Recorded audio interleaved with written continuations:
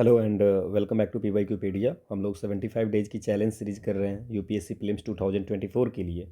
और अभी जो हम लोग सब्जेक्ट कर रहे हैं वो इंडियन हिस्ट्री कर रहे हैं। इससे पहले हम लोगों ने इंडियन पॉलिटी किए हैं। इंडियन हिस्ट्री में भी ये आज की जो टॉपिक है वो बुद्धिज्म और जैनिज्म है। इससे पहले डे 12 में हमने बुद्धिज्म के कुछ क्वेश्चन किए और बाकी जो क्वेश्चन है वो बुद्धिज्म के आज करेंगे और साथ साथ में जैनिज्म के क्वेश्चन भी करेंगे।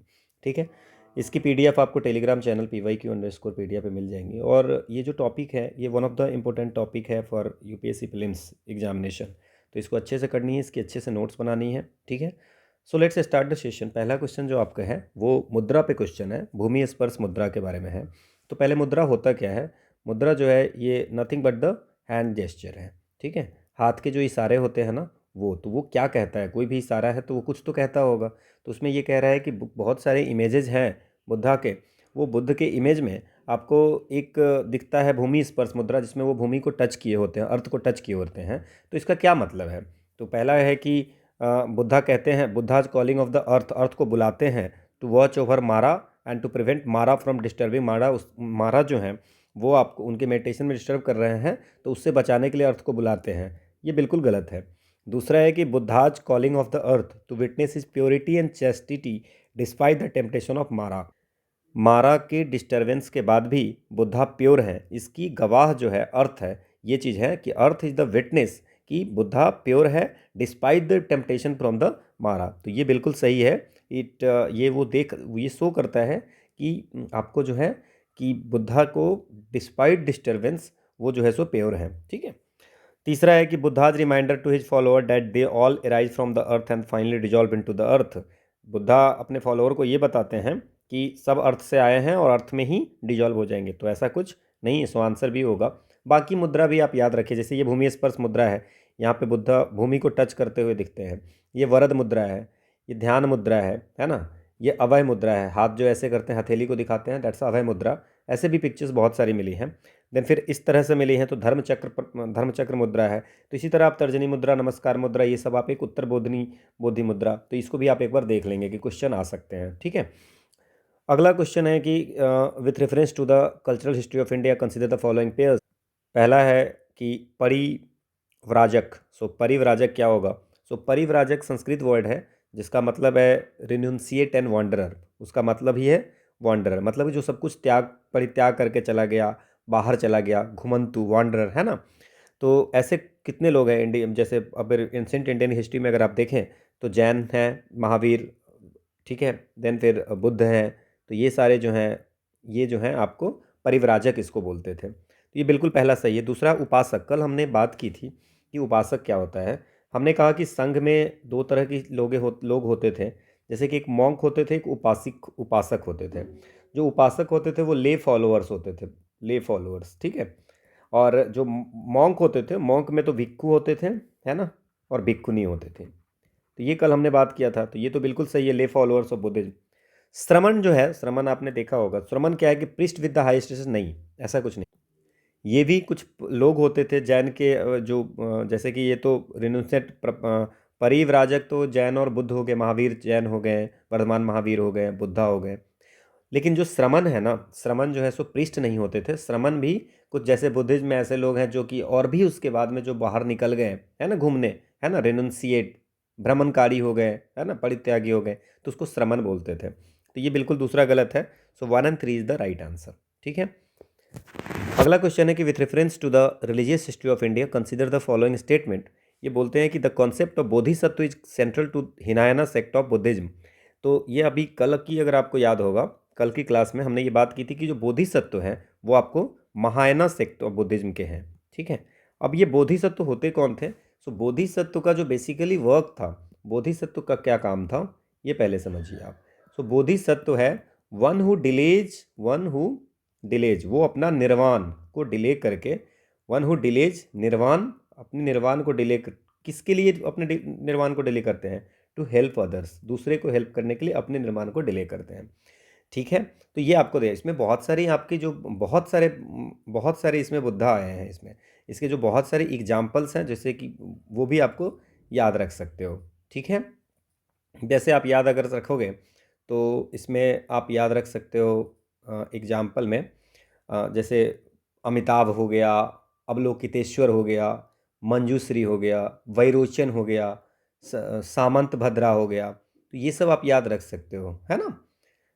क्लियर, ठीक है। तो अब इसमें क्वेश्चन देख लीजिए कि Bodhisattva is a compassionate one on his way to enlightenment, ठीक है ना, वो दयालु हो गए, करुणामय हो गए, बिल्कुल सही है। दूसरे को हेल्प करने के लिए, दूसरे को निर्वाण प्राप्त कराने के लिए अपने निर्वाण को डिले कर देते हैं, है ना। Bodhisattva delays achieving his own salvation to help all sentient beings on their part to it, ठीक है, बिल्कुल सही है दोनों। So 2 and 3 is the right answer, ठीक है। अगला क्वेश्चन है, with reference to the religious history of India consider the following statement. Sautrantika and Sammitiya were the sect of Jainism, Sautrantika and Sammitiya were the sect of Jainism. दूसरा है कि श्रावस्तीवादीन held that the constituent of phenomena were not wholly momentary but existed forever in a latent form.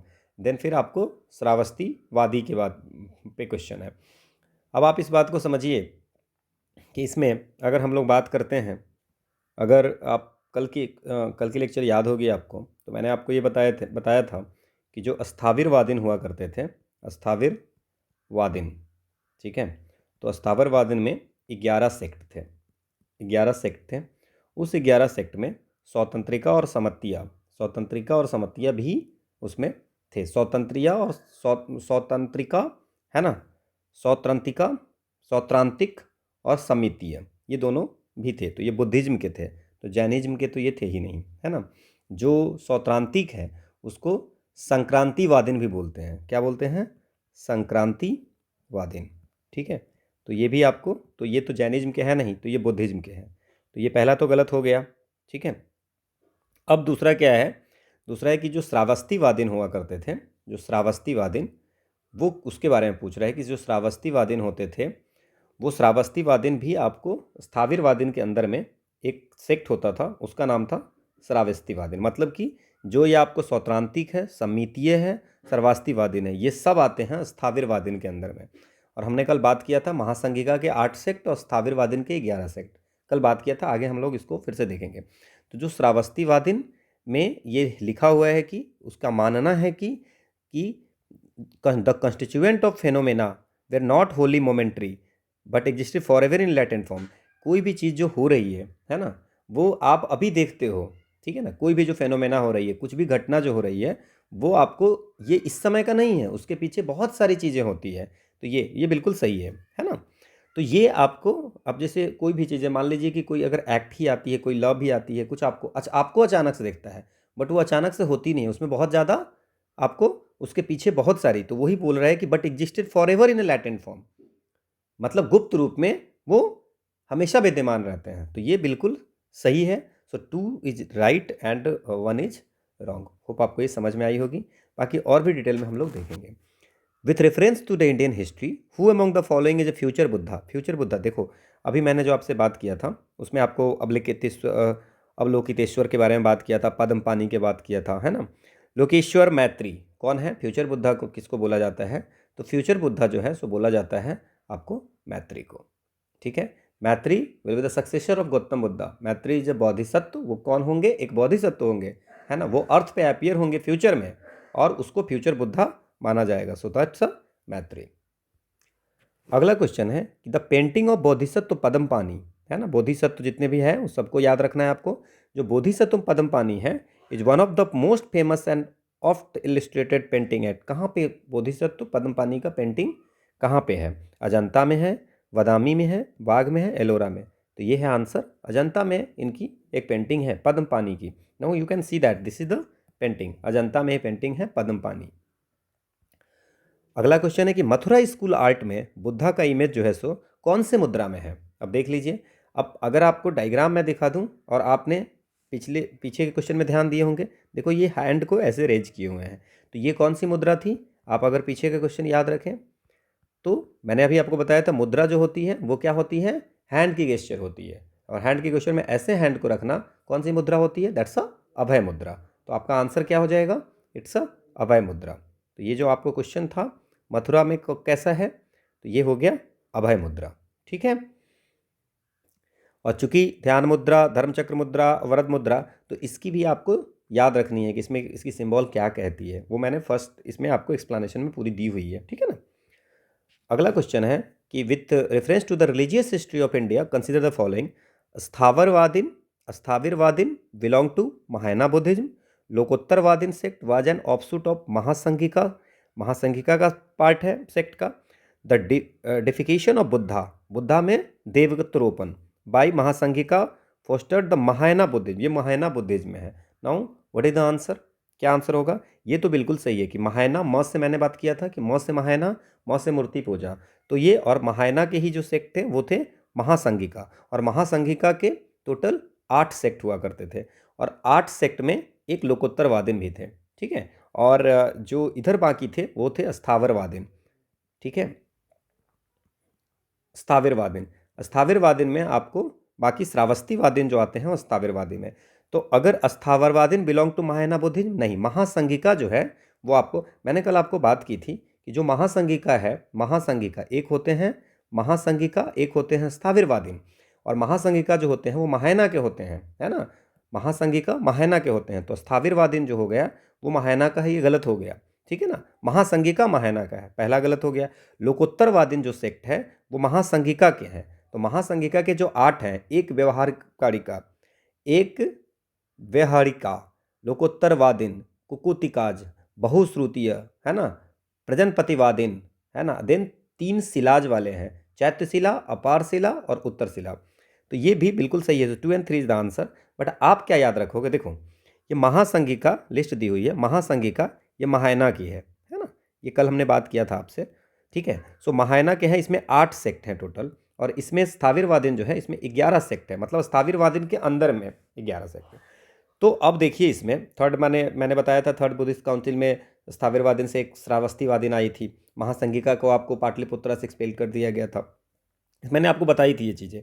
Now एक व्यवहारिकाज, लोकोत्तरवादीन, कुकुतिकाज, याद रखना है आपको, बहुश्रुतियाज और प्रजनपतिवादीन। ठीक है, ये 3, और 3 शिलाज वाला जो है, शैलाज वाला जो है वो आपको महासंघिका में आता है। मतलब बेसिकली आपको 5 याद रखने हैं, 3 शैलाज वाले 3 हो गए, चैत्य शैलाज, अपार शैलाज, उत्तर शैलाज, ये याद रखना। तो ये आपको याद रखना है महासंघिका महायाना के। और जो स्थाविरवादीन है उसमें है हेमवत्स, है ना, श्रावस्तीवादीन, ये तो आपको थर्ड काउंसिल में याद ही होगा आपको। देन वत्स्यपुत्रियाज, है ना, धर्ममोत्रियाज, है ना, भद्रयानिकाज, समात्या, इस पे क्वेश्चन पूछा जा चुका है ना, सन्नगणिकाज, महिषशक और धर्मगुप्तिकाज, कश्यपियाज, है ना, और सौत्रंतिकाज। देखिए इस पे भी क्वेश्चन पूछा जा सकता है, ये और श्रावस्तीवादीन, इस 3 पे क्वेश्चन पूछा जा चुका है। तो आप ये भी 11 याद रखोगे। यहाँ पे लोकोत्तरवादीन पे क्वेश्चन पूछा जा चुका है, तो ये आपको बाकी जो बचे हुए हैं उसको याद कर लीजिएगा। ठीक है, अगला क्वेश्चन है कि with reference to the cultural history of India which one of the following is the correct description of the term paramitas. Paramitas का मतलब क्या होता है? परमिता एक संस्कृत वर्ड है ना, परमिताज एक संस्कृत वर्ड है, इसका मतलब होता है परफेक्शन, है ना। तो अब इसमें देखिए, और जो महायाना ट्रेडिशन है वो 6 परमिता के बारे में बात करता है। जो बोधिसत्व होते हैं उसमें बोधिसत्व जो होते हैं उनकी जो पाथ होती है ना, उसमें जो परफेक्शन होती है, कौन से किस पाथ में परफेक्ट है ना। तो 6 पाथ ऐसा 6 परमिताज हैं वहाँ पे, ठीक है ना, महायाना ट्रेडिशन में। तो 6 जो कौन कौन है? दान याद रखिए, दान परमिता, है ना। देन दान का मतलब क्या होता है? देना। तो जो देने में है ना, to cultivate the attitude of giving, तो उसको दान देने में परफेक्ट है। वन इज द शिला, है ना, ठीक है, किसी को हार्म नहीं करना है। देन शांति, है ना, ठीक है। देन वीर्य परमिता, ठीक है। देन ध्यान परमिता, आप ये याद रखेंगे। देन प्रजन परमिता, ठीक है, ये समझ में आ गया। 1 2 3 4 5 6 परमिता। नाउ आप क्वेश्चन देखते हैं कि द अर्लीस्ट धर्मशास्त्र टेक्स्ट रिटन इन एफ्रोसिटिक सूत्र स्टाइल में लिखा जाता है, उसी को परमिता बोलते हैं। बिल्कुल गलत है। Philosophical school that did not accept authority, Veda के ऑथोरिटी को जो एक्सेप्ट नहीं करते हैं उसको बोलते हैं परमिताज, ये भी गलत है। Perfection whose attainment led to the Bodhisattva path, ठीक है। अगर मान लीजिए आप कोई भी परफेक्शन ले लिए इसमें से 6 में से, तो आपको मतलब माना जाएगा कि आप बोधिसत्व के पाथ पे चल रहे हो। तो ये बिल्कुल सही है। पावरफुल मर्चेंट गिल्ड्स ऑफ एडली, बिल्कुल गलत। तो सी इज द आंसर। बाकी ये 6 आप याद रखिए, एक्सप्लेनेशन में दी हुई है।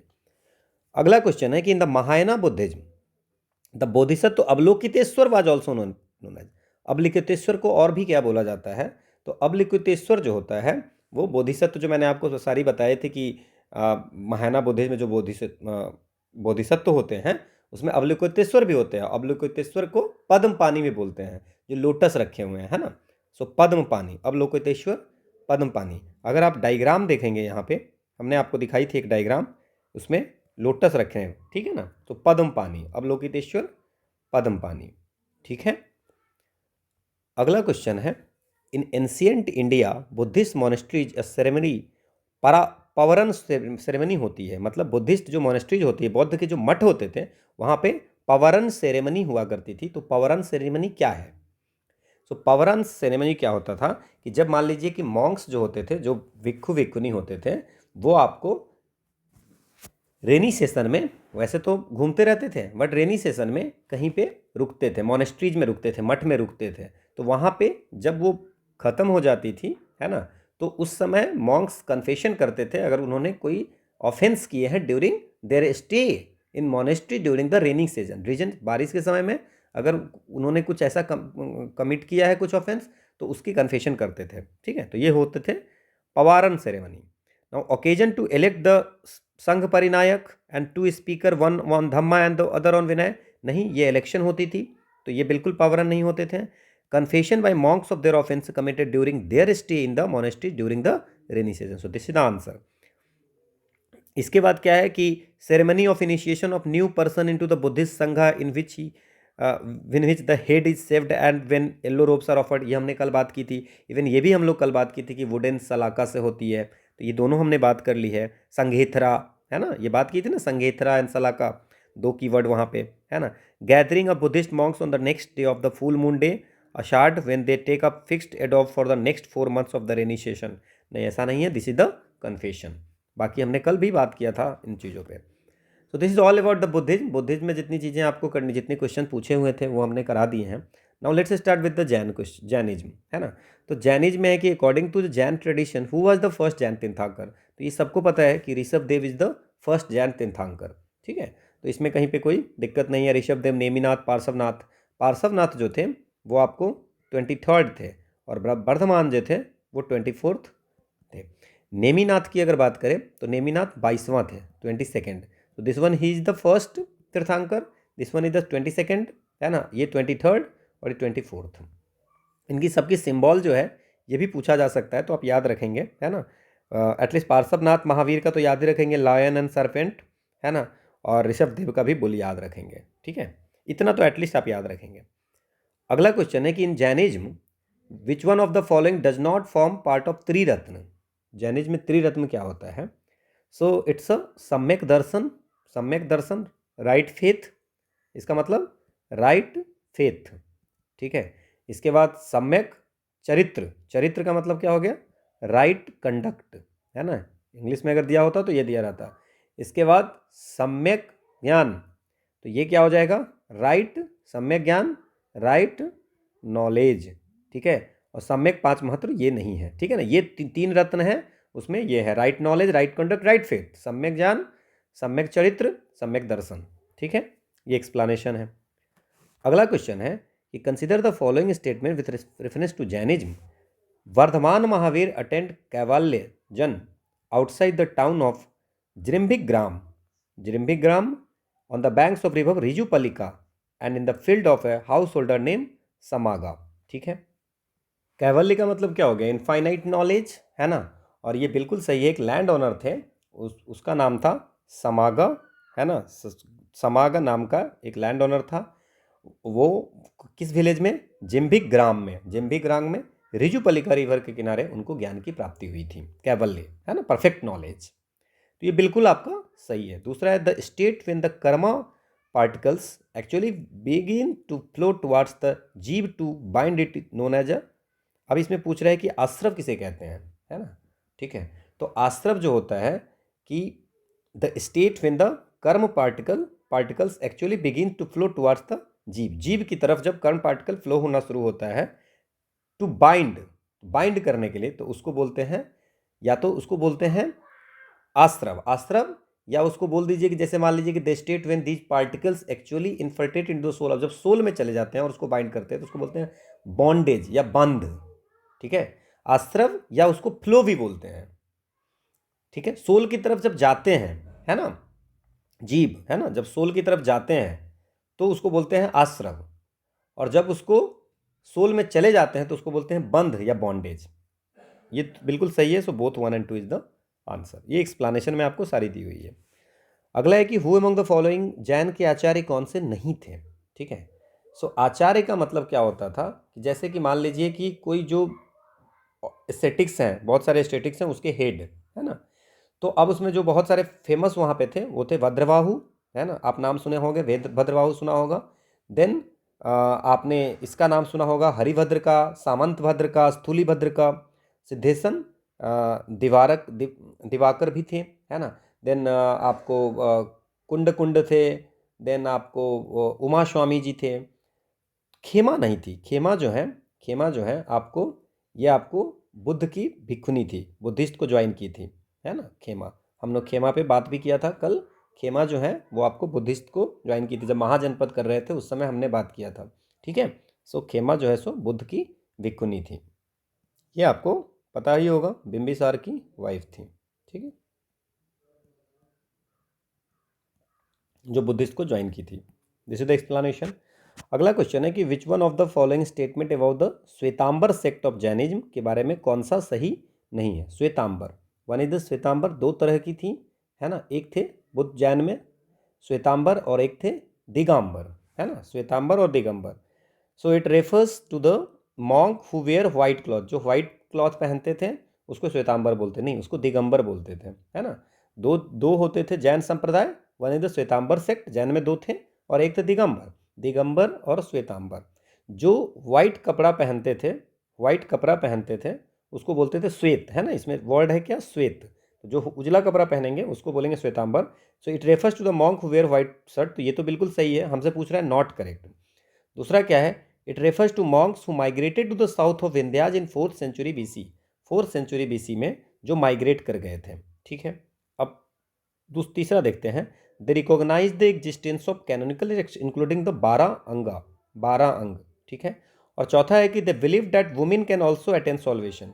श्वेतांबर सेक्ट जो कपड़े पहनते हैं वो ये मानते थे कि विमेन को भी साल्वेशन होगी, बट जो दिगंबर सेक्ट थे वो न्यूड होते थे, उनको लगता था कि जो दिग अंबर है ना, मतलब कि आकाश उसके कपड़े हैं, तो वो जो है सो वो कहते थे कि विमेन सैल्वेशन नहीं अचीव कर सकती है। तो ये बिल्कुल सही है। और जो दिगंबर थे वो जो है सो माइग्रेट कर गए थे साउथ में, अकाल पड़ा था, अकाल के समय में आपको जो है सो वो माइग्रेट कर गए थे, वो थे दिगंबर। ठीक है, तो आंसर तो आपको नॉट करेक्ट जो है सो ये होगा, जो रह गए थे वो श्वेतांबर थे, जो साउथ की तरफ चले गए थे वो दिगंबर थे।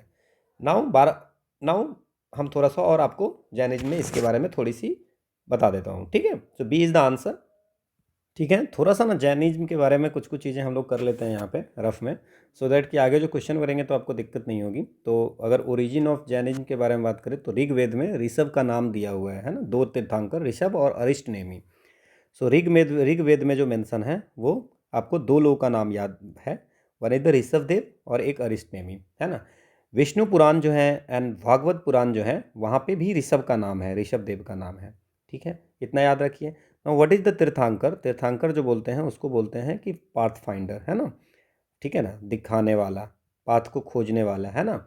और ये जो है तीर्थंकर जो जैन के जो और जो जैनिज्म के जो बिलीवर्स हैं वो मानते हैं कि जो पीरियड्स होते हैं, जो 6 पीरियड्स होते हैं, है ना, 6 फेज में बटे हुए हैं, उसमें आपको first, second, third, fourth, fifth, sixth, तो एक होते हैं पहला वेरी हैप्पी फेज, है ना, वेरी हैप्पी फेज, फिर हैप्पी फेज होते हैं, है ना, फिर हैप्पीनेस थोड़ा सा कम हो जाता है ना, हैप्पी रेच्ड।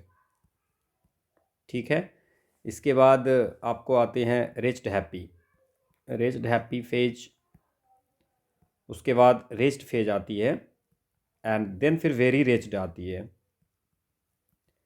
ठीक है, तो ये आपको, है ना, ये जो है सो 6 पीरियड, और यही 6 पीरियड जो है सो आपको रिपीट करते रहते हैं। इसको जो वहाँ पे नेम दिया गया है वो आपको दिया गया है सलमा, सलस्मा, प्रोनाउंसिएशन आप देख लेना, सुषमा, ठीक है। और तो हैप्पी इसमें हो गया सुषमा, ठीक है। देन फिर ये हैप्पी रिच हो गया सुषमा, दुष्मा, दुष्मा, ठीक है। फिर उसी तरह यहाँ पे अगर बात करें रिच्ड हैप्पी में, दुष्मा, सुषमा, ठीक है। फिर ये होता है दुष्मा, रिच्ड में हो गया दुष्मा, और ये दुष्मा, है ना, ठीक है, दुष्मा, ठीक है। तो ये सारी चीज़ें होती हैं, है ना। और ये साइकिल जो है सो ये साइकिल जो है सो कंटिन्यू होती है। तो दीज आर द, और इसमें ही इन्होंने कहा था कि जो कॉस्मिक साइकिल होती है, हर कॉस्मिक साइकिल जो होती है वो आपको दो भाग में बटी हुई है। वन इज़ द, दो हाफ में, वन इज़ द असेंडिंग, है ना, पहले बढ़ता जाता है ना, और फिर वो डिक्रीज करने लगता है, डिसेंडिंग, ठीक है। और वो जो डिसेंड करती है, वो फेज ऑफ डिसेंट जो होता है वो 6 पीरियड होती है, वो मैंने आपको बात की थी, ठीक है। तो ये असेंडिंग को, ये आप याद रखिए एटलीस्ट, कि इसको बोलते हैं उत्सर्पिनी, है ना, उत्सर्पिनी, और इसको बोलते हैं अवसर्पनी। तो ये सारी कीवर्ड आपको याद रखनी है, ठीक है।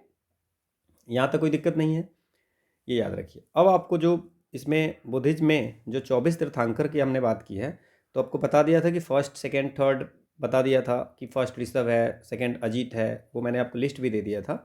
और इसके बाद जो मेन हम लोग को जो पढ़ना है इसमें, वो पढ़ना है वर्धमान महावीर का। So let's start with the Vardhaman Mahavir के बारे में हम थोड़ा सा पढ़ते हैं।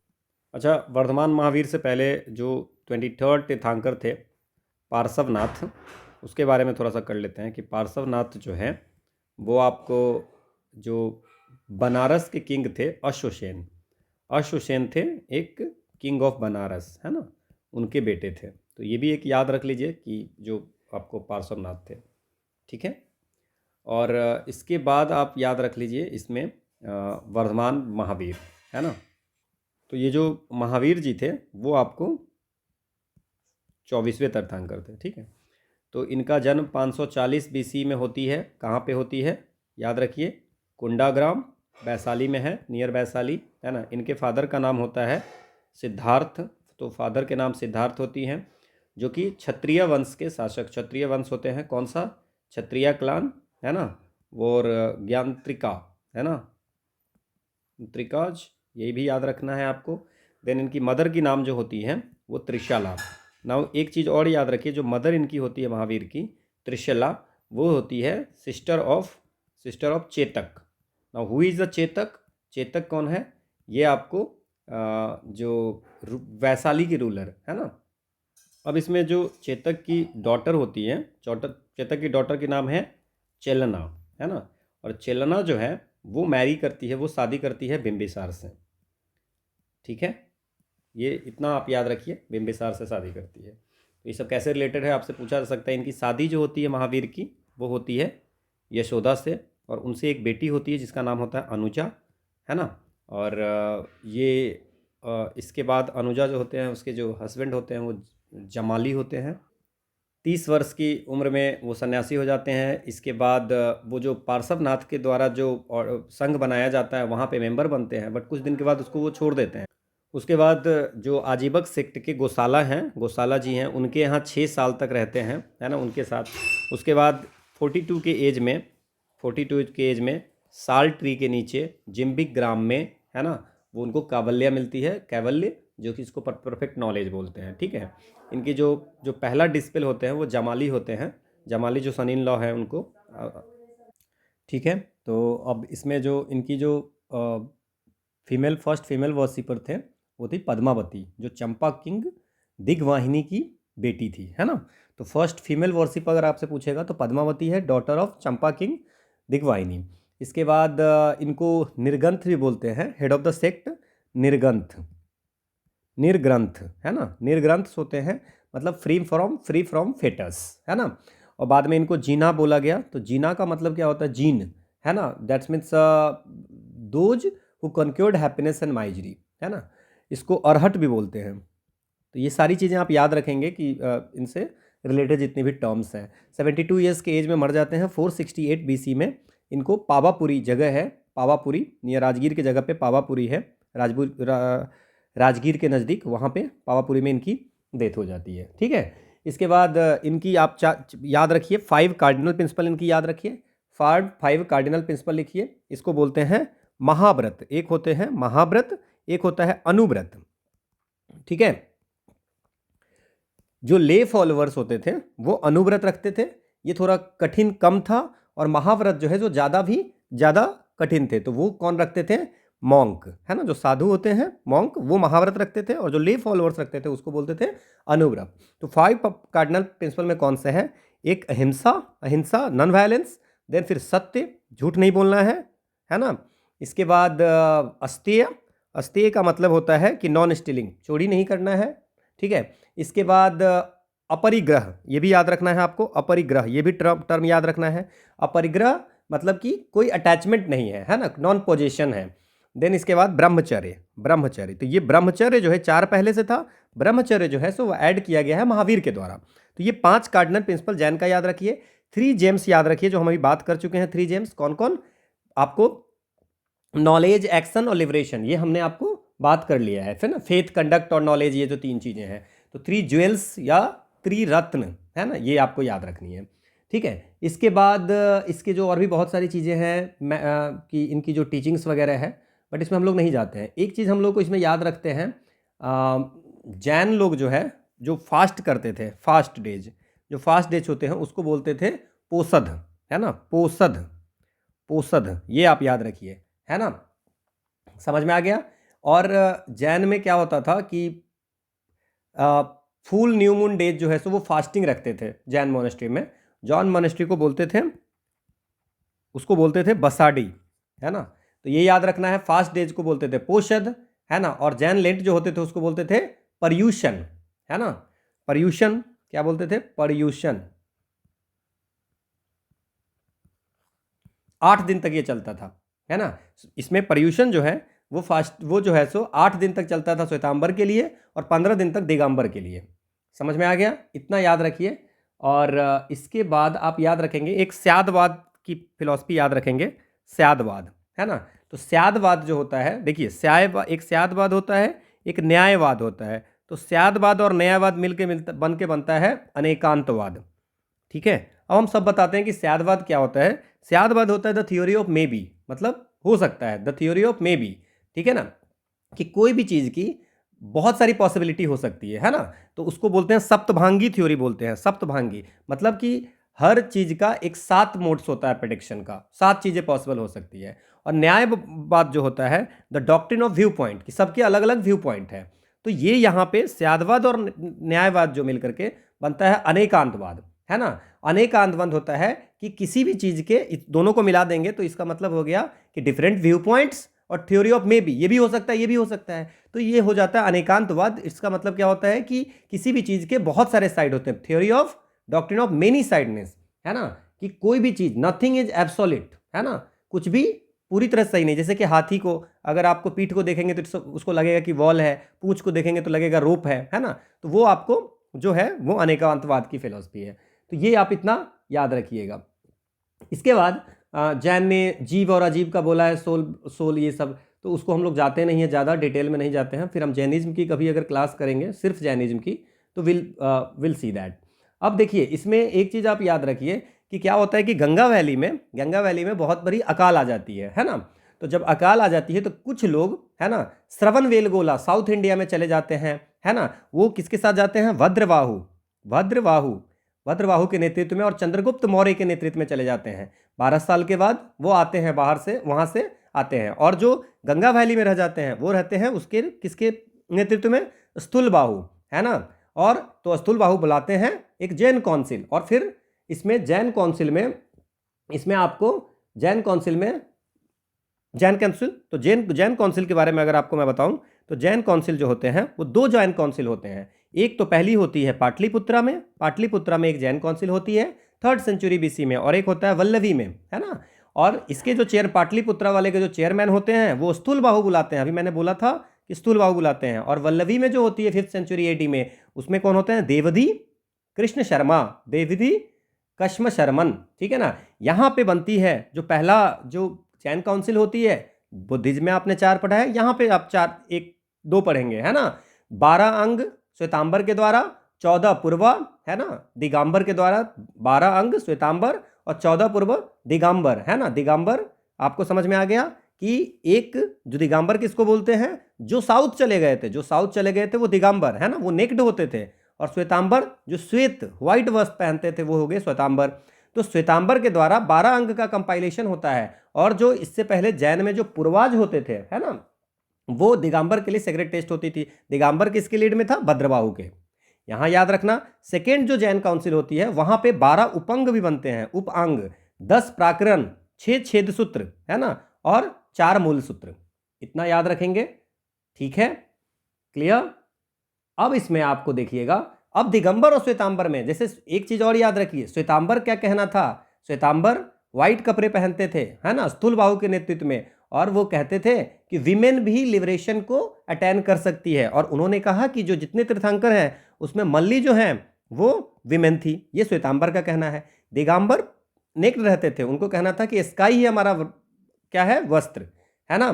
तो ये नेक्ड होते थे सिद्ध दिगंबर। नाउ दिगंबर जो है सो किसके लीड में थे, भद्रबाहु के। और ये कहते थे कि विमेन को लिबरेशन नहीं मिल सकते थे। तो फिर उन्होंने पूछा कि भाई ठीक है, फिर मल्ली कौन थे, तो बोला कि मल्ली मेल थे, वो थे मल्लीनाथ, ठीक है। तो ये दोनों की अपनी इंटरप्रिटेशन थी, समझ में आया, ठीक है, क्लियर, वेरी गुड। अब इसमें जैन में अगर बात करें तो एक तो हो गई, दो भाग बट गई ना, श्वेतांबर, ठीक है, और दिगंबर जो साउथ चले गए, दिगंबर जो यहीं रह गए हैं, श्वेतांबर। श्वेतांबर की दो हैं, है ना, दो बच गए, एक मंदिर मार्गी, मंदिर मार्गी, और एक स्थानाकवशी। ये क्वेश्चन पूछा हुआ है, स्थांकवशी, है ना, स्थांकवशी। और यहां दिगंबर में दो जो होते हैं वो है बिसपंथी, बिसपंथी और तेरापंथी। बस इतना याद रखिए, बाकी जो है आप आगे देखिएगा तो आपको समझ में आ जाएगा। अब कौन कौन राजा थे, है ना, कि जो जैन में थे, जैनिज्म में कौन कौन से राजा जो जैन को फॉलो करते थे। एक तो आप याद रखिए उदयन, उदयन, है ना, जो अजातशत्रु के बाद जो उदयन आते हैं वो जैन की फॉलोअर होते हैं। इसके बाद नंदा में भी कुछ लोग हैं जो जैन को एक्सेप्ट करते हैं। चंद्रगुप्त मौर्य है ना। इसके बाद आपको किंग खारवेल जो थे, है ना, कलिंगा के, है ना, किंग खारवेल, वो जैन के ये थे। इसके बाद जैन के अनुयायी थे। देन आप इसको याद रख सके, कादम्ब है, चालुक्य डायनेस्टी, राष्ट्रकूट डायनेस्टी, ये सब में भी कुछ राजा थे जो कि जैन की पैट्रोनाइज है। राष्ट्रकूट में, राष्ट्रकूट भी थी उसमें, है ना। इतनी चीज़ें आप याद रखिए जैन में। और जो भी मैंने बोला था, जैन में जितने भी हैं 12 अंग होते थे, 12 अंग, ठीक है, 12 उपांग, 10 प्राकरण, 6 छेद सूत्र, 4 मूल सूत्र और 2 मिसलेनियस भी टेक्स्ट हुआ करते थे। मैं बस आपको इतना कहता हूँ, जैन में इतनी चीज़ें याद रखिए सो दैट कि अभी जो हम आगे क्वेश्चन करेंगे तो वो आपको आसान होगी। कभी भी हम लोग अगर सिर्फ जैन की पूरी क्वेश्चन करेंगे तो आप समझ जाओगे। तो अगर ये पिछला वाले ये क्वेश्चन देखोगे कि श्वेतांबर सेक्ट के बारे में क्या सही नहीं है, तो आपको समझ में आ गया कि it refers to the monks who migrated to the south of Vindhyas. South of Vindhyas में कौन गया था, वो गए थे दिगंबर जी, जो दिगंबर वाले, है ना। तो ये आपका हो गया गलत, नॉट पूछ रहा है तो बी इज द आंसर। अगला क्वेश्चन है कि with reference to the religious practices. अब नाउ आप ये देख लीजिए, स्थानकवासी, स्थानकवासी किस में आएगा। अभी हमने बात किया था कि जैनिज्म में जो है सो 2 सेक्ट हैं, अभी बात किया था, है ना, जैनिज्म में 2 सेक्ट हैं, तो उसमें स्थानकवासी है और मंदिर मार्गी है, तो बिल्कुल जैनिज्म हो गया आंसर। देख लीजिए यहाँ लिखा हुआ है, जैन में श्वेतांबर, दिगंबर, श्वेतांबर में स्थानकवासी है, विषपंथी है, तेरापंथी है, फिर 22 संप्रदाय है, तेरापंथी स्थानकवासी में भी आ जाता है, फिर मंदिर मार्किक में खरतरा है, अंचल है, लोप है, तप है, तीन है। तो ये सारी चीज़ें भी आप ध्यान एक बार देख सकते हैं। किसने कहा था कि आत्मा केवल जंतु और पादप जीवन की संपदा नहीं है, बल्कि शिलाओं, प्रवाहित जलधाराओं, अन्य अनेक प्राकृतिक वस्तुओं को भी है जिन्हें अन्य धार्मिक संप्रदाय जीवित नहीं मानते हैं। Souls are not only the property of animal and plant life. सिर्फ एनिमल और प्लांट लाइफ में ही सोल नहीं होते हैं, रॉक्स में भी सोल होते हैं, जो पानी चल रही है उसमें भी होते हैं, है ना, और बाकी जो नेचुरल ऑब्जेक्ट्स हैं उसको में भी होती है ना। समझ में आया। जिसको बाकी रिलीजियस सेक्ट जो है सो वो आपको लिविंग विनिंग नहीं मानते हैं। The above statement reflect one of the core belief of which one of the following religious sect. हर चीज में जीव है, ये किसका कॉन्सेप्ट था, तो ये जो आपकी कॉन्सेप्ट थी ये किसमें है, जैनिज्म में, कि सारे सोल जो है इक्वल है, और जितनी भी और सारी जितनी भी लिविंग थिंग्स है उसको एक तरह से रिक्वेस्ट रेस्पेक्ट करनी चाहिए। सो दैट्स अ जैनिज्म, बिल्कुल सही है। अगला क्वेश्चन है, कुछ हिस्टोरिकल पर्सन है और उसको कैसे जाना जाता था उसमें। जैसे इसमें आपसे क्वेश्चन पूछा है कि आर्यदेव जैन स्कॉलर थे, दिगांग बुद्धिस्ट स्कॉलर थे, नाथ मुनि वैष्णव स्कॉलर थे। तो आपको इसमें से कितने सही है, ठीक है। तो एक मैं आपको सबसे बड़ा बताता हूं कि जो आर्यदेव थे वो बुद्धिस्ट मॉन्क थे, बुद्धिस्ट मॉन्क थे, ठीक है। तो ये जैन स्कॉलर आर्यदेव नहीं थे। सो आंसर जो आपकी होगी दोनों, ये दोनों सही है ना। तो आपको only 2 pair is the answer, ठीक है। अगला क्वेश्चन है कि which one of the following is not a part of early Jain literature. Early Jain literature का पार्ट कौन सा नहीं है। नाउ सी, अगर इसमें आप बुद्धिज्म अच्छे से पढ़े हो तो आपको ये समझ में आएगा कि चलो बाकी चीजें तो समझ में है। थेरी घाटा हमने पढ़ा था बुद्धिज्म में। थेरी घाटा जो है सो जो बुद्धिस्ट नन होती थी, है ना, थेरी बुद्धिस्ट नन जो होती थी उसकी जो पोएम्स होती है उसकी कलेक्शन है ये आपको थेरी घाटा। तो ये बुद्धिस्ट से रिलेटेड है। तो जैन लिटरेचर में ये अचरंग सूत्र, सुत्कितांग और बृहत कल्प सूत्र ये है। बाकी जो जैन लिटरेचर है वो हम लोग आर्ट एंड कल्चर में इसको अच्छे से देखेंगे, ठीक है। ये एक्सप्लेनेशन है। अगला क्वेश्चन है कि which of the following, Buddhism और जैनिज्म में क्या कॉमन है ना, क्या कॉमन है, ठीक है। Avoidance of extremities of penance and enjoyment, मतलब एक्सट्रीम जो है सो कष्ट नहीं देनी है ना, तपस्या और भोग की अति से बचना। ये आपको बुद्धिज्म जैनिज्म दोनों में कॉमन पूछ रहा है, डिफरेंस नहीं पूछ रहा है। देखिए बुद्धिज्म ने मध्यम बोला है ना, कि मध्यम पद को, मध्यम चीजें करो, है ना, अष्टांगी का मार्ग, ज्यादा मतलब तपस्या नहीं, एक्सट्रीम कुछ भी नहीं करना है। बट जैनिज्म में ये चीज है। तो दोनों में ये चीजें कॉमन नहीं है, दोनों में एक्सट्रीम की बात नहीं की गई है, ठीक है। Indifference to the authority of Veda, दोनों वेद की पे ज्यादा इन्होंने दोनों में से किसी ने नहीं बोला है। तो ये बिल्कुल सही है, दोनों ने वेद पे ज्यादा कुछ बोला नहीं है। Denial of efficacy of ritual, ritual की एफिकेसी को, है ना, वो दोनों ने खंडन किया है। तो ये भी बिल्कुल सही है। नॉन और एनिमल लाइफ को इंजोर नहीं करो, अहिंसा, तो ये भी बिल्कुल सही। तो 2, 3 एंड 4 इज राइट। ये avoidance of extremities of penance, Jain में कहा गया है कि एक्सट्रीम आपको चीजें को अपनाना है ना, संलेखना, है ना, फास्ट अप टू डेथ, ठीक है। और बुद्धिज्म में ऐसा कुछ नहीं है, मध्य मार्ग की बात की गई है। अगला क्वेश्चन है, the emphasis of Jainism on non violence prevented agriculturalist from agriculture, जो खेती करते हैं उनको जैनिज्म में को धर्म को नहीं अपनाने के लिए बोला गया है। क्यों, ऐसा क्यों, इसका क्या रीजन है। तो पहला तो ये है। दूसरा ये कहता है, तो ये बिल्कुल सही है, लेकिन अब इसका हम रीजन देखते हैं। Cultivation involve killing of insect, अगर आप खेती करते हो तो आप कुछ इंसेक्ट्स को मारते हो, है ना, तो जीव को हत्या करना नहीं है, इसीलिए एग्रीकल्चरिस्ट को, तो ये बिल्कुल सही है, असर्शन भी सही है। नॉन वायलेंस के कारण एग्रीकल्चरिस्ट को, the principle of non violence के कारण एग्रीकल्चरिस्ट को जैन नहीं अपनाने के लिए कहा गया है। और क्योंकि कल्टीवेशन जो होती है वहां पे इंसेक्ट्स बहुत सारी मरती है ना। तो दोनों सही है, both assertion and reason are correct. अगला क्वेश्चन है कि वर्धमान महावीर की मदर जो है वो daughter of Lichchhavi chief Chetak, Chetak की डॉटर है। नाउ सी, दूसरा है कि Gautam Buddh mother was princess from a Koshalan dynasty. हमने कहा था कि गौतम बुद्ध की मदर के बारे में बात की थी कि कोलिया जो शासक, नेपाल कोलिया की जो वंश थी डायनेस्टी की, उससे मैट्रिमोनियल रिलेशन होती थी शाक्य वंश से, ठीक है। सो गौतम बुद्धा की mother princess from the Koshalan dynasty, तो ये बिल्कुल आपका सही है। पार्श्वनाथ द 23rd तीर्थंकर बिलोंग टू बनारस, मैंने अभी बात किया था कि बनारस में अश्वसेन थे, है ना, उनके लड़के थे पार्श्वनाथ, बनारस के किंग अश्वसेन का, ये मैंने बात किया था। ये भी मैंने बात किया था कि वर्धमान महावीर की मदर जो थी, मदर का नाम क्या था, त्रिशला, और त्रिशला जो है सिस्टर थी किसकी, लिच्छवी चीफ चेतक की सिस्टर थी। तो ये बिल्कुल पहला गलत हो गया, 2 and 3 इज राइट, ठीक है। अगला क्वेश्चन है कि with reference to the ancient Jainism which one of the following statement is correct, है ना, कौन सी इसमें सही है। पहला कहता है कि Jainism was spread in south India under the leaders of स्थूल बाहु के नेतृत्व में साउथ में। ये गलत है, भद्रबाहु और चंद्रगुप्त मौर्य के नेतृत्व में ये फैला था, तो पहला तो गलत हो गया। The Jains who remained under the leadership of Bhadrabahu were called Shvetambar after the council held. Bhadrabahu के नेतृत्व में, दोनों गलत हो गया आपका, कि भद्रबाहु के नेतृत्व में जो थे उनको श्वेतांबर बोला गया, पहला काउंसिल जो पाटलिपुत्र में होती है उसके बाद। बिल्कुल गलत है, क्योंकि जो स्थूल बाहु के नेतृत्व में थे, जो मगध में ही रह गए थे, उनकी नेतृत्व में बुलाई जाती है फर्स्ट काउंसिल पाटलिपुत्रा में, और उस फर्स्ट काउंसिल पाटलिपुत्रा में उसका नाम पड़ जाता है श्वेतांबर। समझ में आया। तो ये भी गलत है। Jainism enjoyed the patronage of the Kalinga king Kharavela in the first century. मैंने बात की है कि जैनिज्म की पैट्रोनेज जो है वो आपको खारवेल जो कलिंग किंग थे वो भी जैनिज्म को अपनाए थे, तो ये तो यही सही है आपका। In the initial stage of Jainism the Jain worship image unlike the Buddhist. Jain धर्म के प्रारंभिक चरण में जैन बौद्धों के विपरीत छवियों की पूजा करते थे, ऐसा कुछ नहीं है, बिल्कुल ये आपका गलत है, ठीक है ना। सो आंसर जो होगा सही है ना। शुरुआत समय में नहीं करते थे।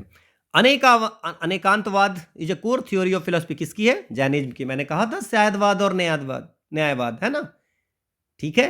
May be theory of maybe और doctrine of point of view है ना, डिफरेंट पॉइंट ऑफ व्यू। अगला है कि the Jain philosophy holds that the world is created under maintain by.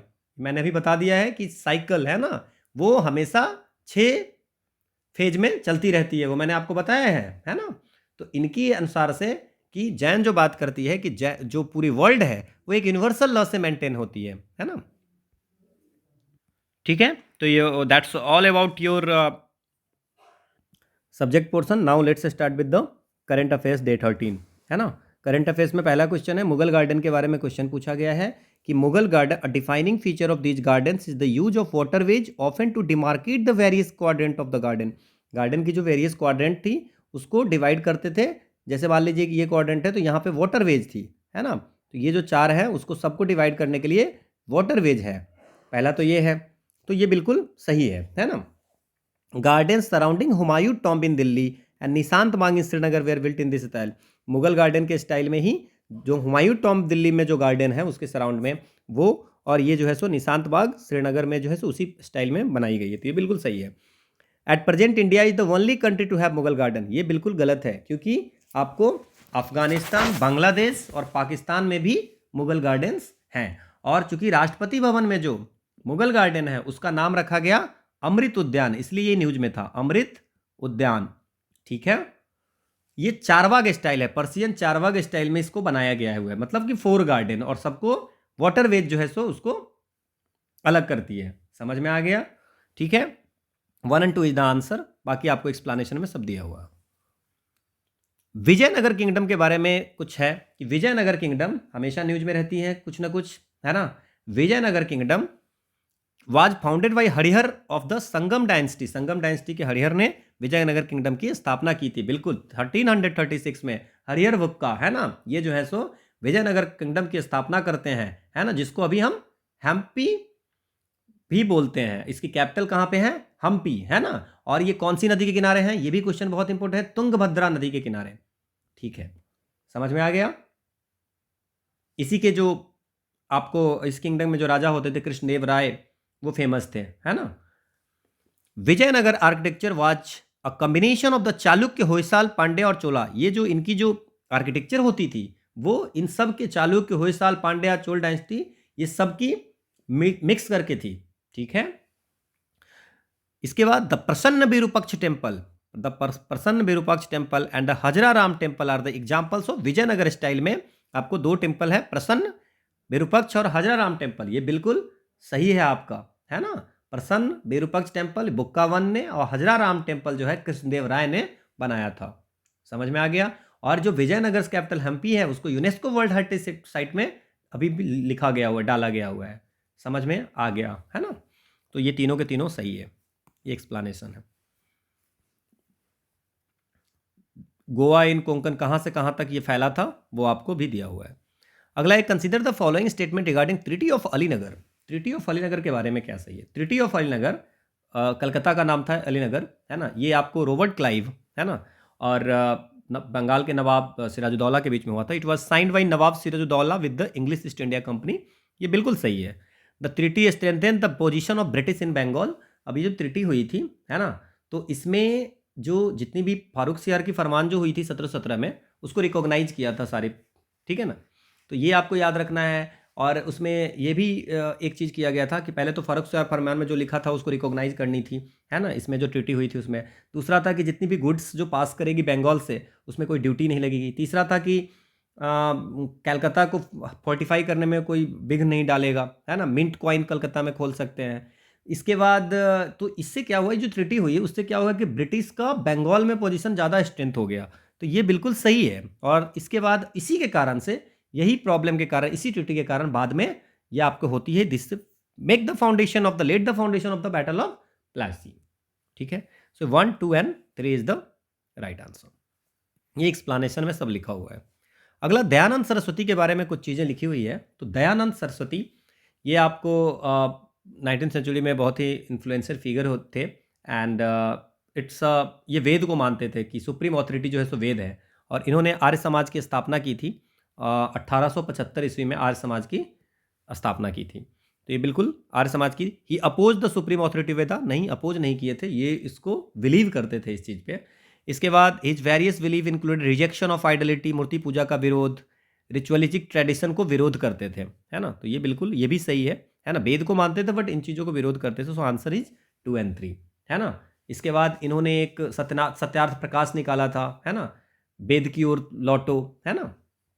तो ये आपको ध्यान रखना है, दिस इज द एक्सप्लेनेशन। अगला एक है कि Indian council for cultural relation, ये न्यूज में रहती है। तो Indian council for cultural relation जो है एक autonomous organisation government of India से है। यहाँ पे क्या है कि ग्लोबली जो कल्चरल रिलेशन है, कल्चरल एक्सचेंज जो होगा डिफरेंट डिफरेंट कंट्रीज के बीच में, उसके बारे में ये क्या करती है, उसके बारे में ध्यान देती है ना।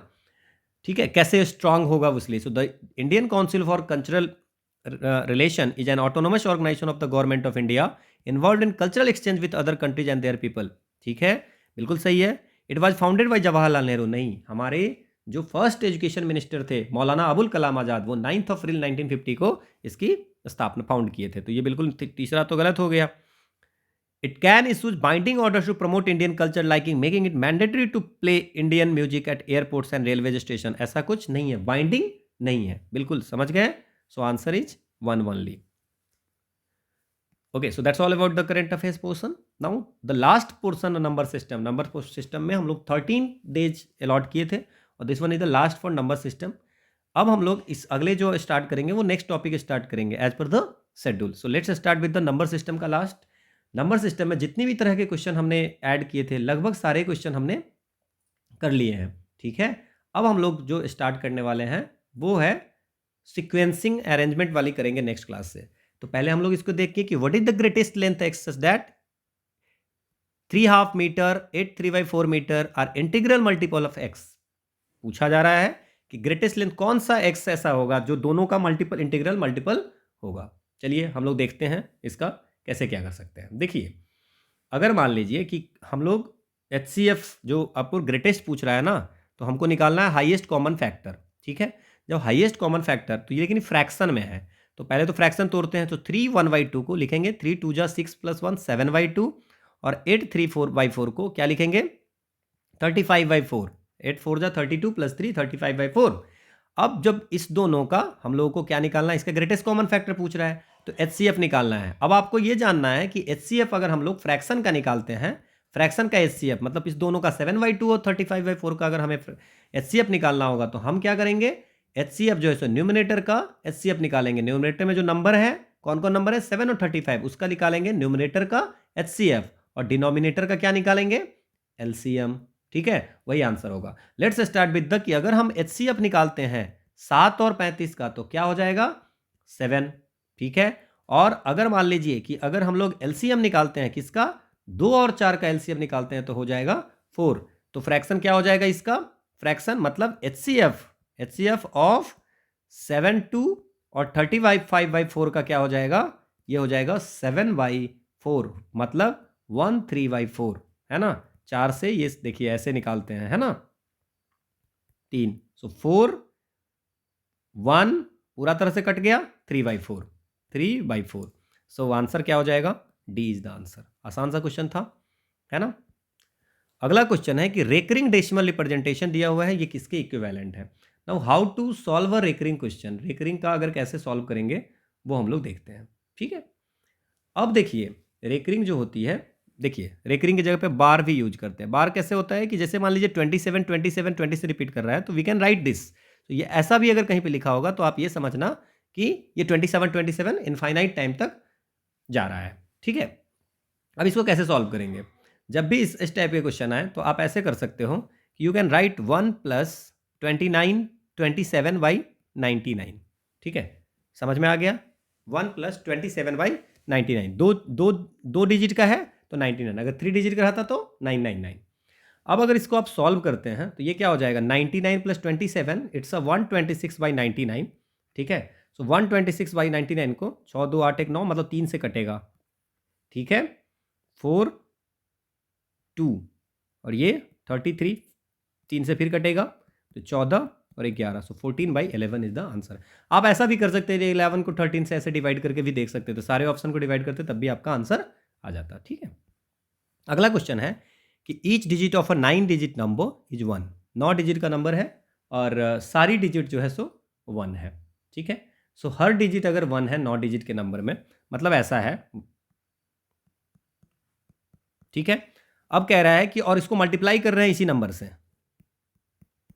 ठीक है, तो ये पूछ रहा है कि what is the sum of the digit of resulting number. अब मैं आपको ना एक चीज़ बताता हूँ। ठीक है, अगर मान लीजिए कि 11 को 11 से मल्टीप्लाई करते हैं तो 121 आता है। ठीक है, 1 2 और फिर डिक्रीज करते हैं। अगर 111 को 111 से करते हैं तो क्या आता है, 1 2 3 2 1। तो 4 डिजिट को अगर करते हैं, ठीक है, तो 4 तक जाएगा, 1 2 3 4 3 2 1।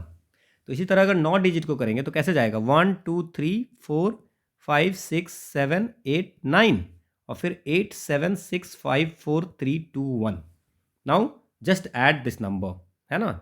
तो अगर मान लीजिए 1 से 9 तक करते हो तो ये आता है 45। ठीक है, और ये 45 में से 9 चला गया तो ये 36।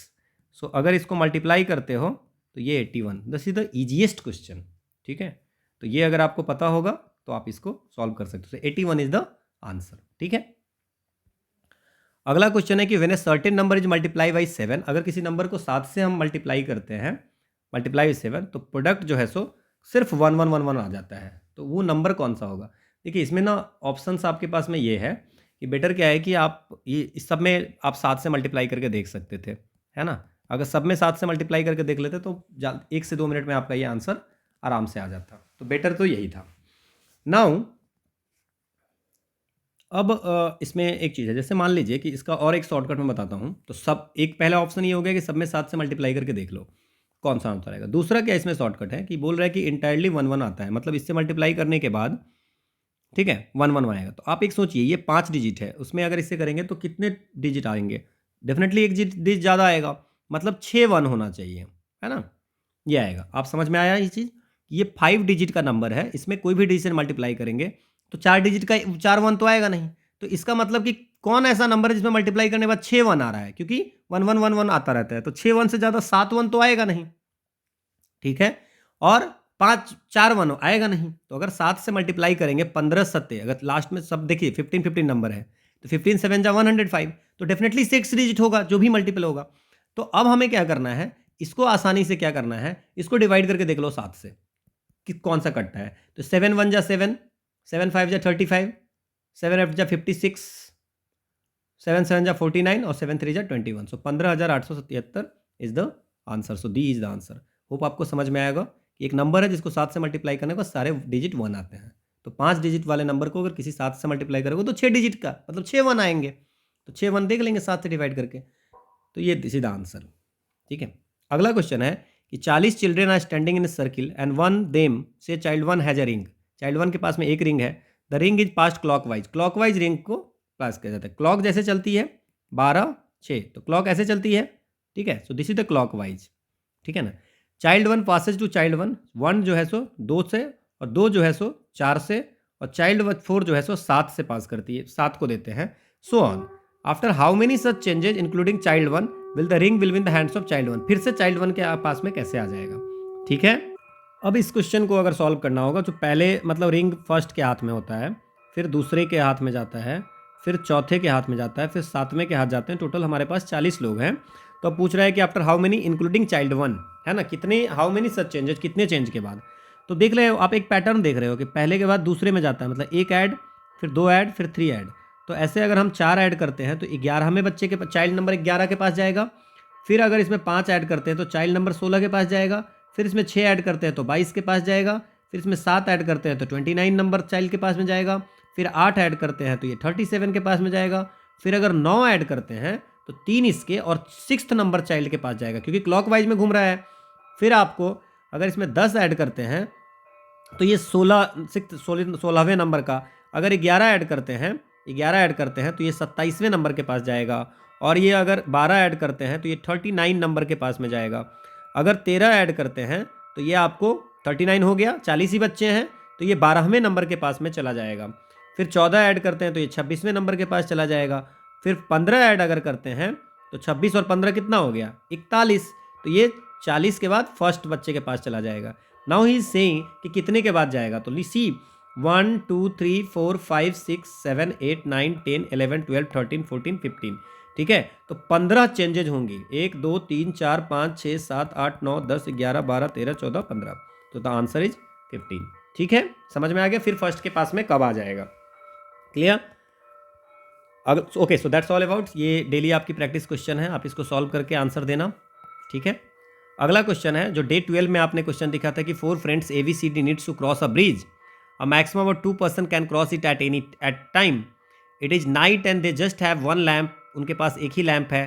Person that cross the bridge must carry the lamp to find the way, जो ब्रिज को क्रॉस कर रहा है उसके पास लैम्प होना चाहिए। A pair must walk together at the speed of slow person, दोनों जो जाएगा उसमें जिसका जो स्लो पर्सन होगा उसी की स्पीड से जाना पड़ेगा। After crossing the bridge the person having faster speed in the pair will return, और दोनों में दो लोग जाएंगे उसमें जो फास्टर स्पीड होगा वो रिटर्न कर जाएगा। With the lamp each time to accompany another person in the group, और उसके साथ लैम्प रहेगा। Finally the lamp has to be return at the original place and the person who returns the lamp has to cross the bridge again without lamp, और उसके बाद जो last person बचेगा उसको लैम्प से फिर से जाना पड़ेगा। Now to cross the bridge the time taken by them is the A को 1 मिनट लगता है क्रॉस ब्रिज करने के लिए, बी को 2 मिनट लगता है, सी को 7 मिनट लगता है, डी को 10 मिनट लगता है।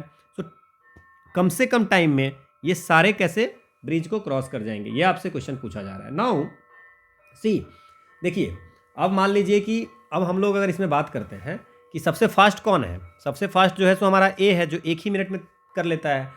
और सबसे जो मान लीजिए कि अगर हम लोग ऐसा करते हैं सो ए और बी को भेज देते हैं, तो पहली बार जो है सो ये पुल है, ठीक है ना। तो अगर मान लीजिए पुल है, कुछ भी लेंथ है मान लीजिए, तो ए और बी है, ठीक है ना। तो ए और बी पहले साथ गया, ठीक है। तो ए और बी साथ गया तो कितना मिनट लगेगा, 1 मिनट और 2 मिनट। और क्या बोला है कि दोनों जब साथ जाएगा तो क्या होगा कि जो स्लो वाला होगा उसी की स्पीड से चलेगा, मतलब फिर दोनों को 2 मिनट लगेगा। तो जाने में तो 2 मिनट लगा है ना, ये ए बी को पहुंचने में। अब यहाँ पे क्या हो गया कि जो फास्टर होगा वो रिटर्न होगा, मतलब बी को यहीं पे छोड़ दिया, और ए फिर क्या हो गया 1 मिनट में, ए को तो 1 ही मिनट लगते हैं, रिटर्न हो गया। नाउ इसके बाद क्या करेगा, ए और सी जाएगा, बी तो पहुंच गया है, हमारे पास सी और डी है, तो ए और सी जाएगा। तो ए और सी को जाने में सी की स्पीड से जाएगा, तो सी का कितना स्पीड है, तो सी की स्पीड से ए भी जाएगा, तो 7 मिनट में। फिर सी को यहाँ छोड़ देगा, फिर ए लौट आएगा, सो 1 मिनट में ए लौट आया। नाउ हमारे पास क्या है, ए और डी जाएगा, तो डी की स्पीड कितनी है 10 मिनट, तो ए और डी को जाने में 10 मिनट लग जाएगा, ठीक है। तो जाने में 10 मिनट लग जाएगा, तो ये आपको हो गया डी भी यहाँ पहुँच गया, ठीक है। और फिर इसको आने में ए को 1 मिनट लगेगा, क्लियर, समझ में आया, ठीक है। अब टोटल देख लीजिए, 2 1 3 7 10 1 11 10 21 और 1 22, और फिर ए जो है सो यहाँ से चला जाएगा तो 1 मिनट, तो total 23 minute is the answer. आसान सा क्वेश्चन था, ठीक है सब। अगला क्वेश्चन है कि खोंगजोम दिवस के बारे में क्वेश्चन है। तो खोंगजोम दिवस के बारे में है कि खोंगजोम दिवस कब कैसे मनाया जाता है और क्यों मनाया जाता है। तो खोंगजोम दिवस जो है सो ये आपको एंग्लो मणिपुर वार के जो शहीद हैं उनके लिए मनाया जाता है, उसके होमेज पे करने के लिए, ठीक है। सो ये आपको इतना याद रखना है, बैटल ऑफ खोंगजोम, इसमें मणिपुर आर्मी जो है सो फॉट की थी, है ना। और वहाँ पे मणिपुर जो है सो सोवर्निटी अपनी ब्रिटिश के हाथों खो दी थी, है ना, 13 अगस्त 1891 को। तो उसी के नाम पे ये मनाई जाती है। So the answer is a, ठीक है। अगला क्वेश्चन है कि ऋग्वेदिक पीरियड में Kings post was generally hereditary. King post हमने बात की थी कि किंग पोस्ट जो है सो जनरली हेरिडेटरी नहीं होती थी। जो चीफ होते थे, सोशल यूनिट होती, जना और जन के जो हेड होते थे राजन होते थे उनकी, तो ये बात में कि जनरली हेरिडेटरी नहीं होते थे, तो ये बिल्कुल गलत है ना, हेरिडेटरी नहीं होते थे ऋग्वेदिक पीरियड में, अर्ली वैदिक में, है ना। लेटर वैदिक में फिर हो गया था। द असेंबलीज विधाता एंड गण वेयर द मोस्ट इंपॉर्टेंट, सभा और समिति जो है सो मोस्ट इंपॉर्टेंट थे, और विधाता भी थी, बट विधाता जो थी एक एडवाइजरी बॉडी है ना। तो सभा विधाता एंड गण वेर द मोस्ट इंपॉर्टेंट, ये गलत है, सभा और समिति इंपॉर्टेंट होते थे। और the Rig Vedic does not mention any office for administration, ये बिल्कुल सही है, ऐसा कुछ मेंशन नहीं। So 3 is the answer. Now see कि यहाँ पे जो सभा होती थी, council of select clan members, समिति जो है से होल क्लान के मेंबर्स उसमें होते थे, विधाता एक एडवाइजरी बॉडी होती थी, प्रिस्ट को पुरोहित बोलते थे अर्ली वैदिक में, कमांडर सेनानी होते थे, पास्चर लैंड के जो हेड होते थे वज्रपति, स्पाई को बोलते थे, पुलिस ऑफिसर को जीव ग्रीवा बोलते थे, मेडिएटर को मध्यमवासी बोलते थे, और हेड ऑफ विलेज को ग्रामनी, और फैमिली हेड को दंपति या कुलपति, है ना। So this is all about today's session, will meet in next class, ठीक है। So this is the quote of the day, that stay positive, work hard and make it happen, whatever you think just make it happen. So thank you all for watching. You can get PDF from the Telegram channel PYQ_PDF. Thank you.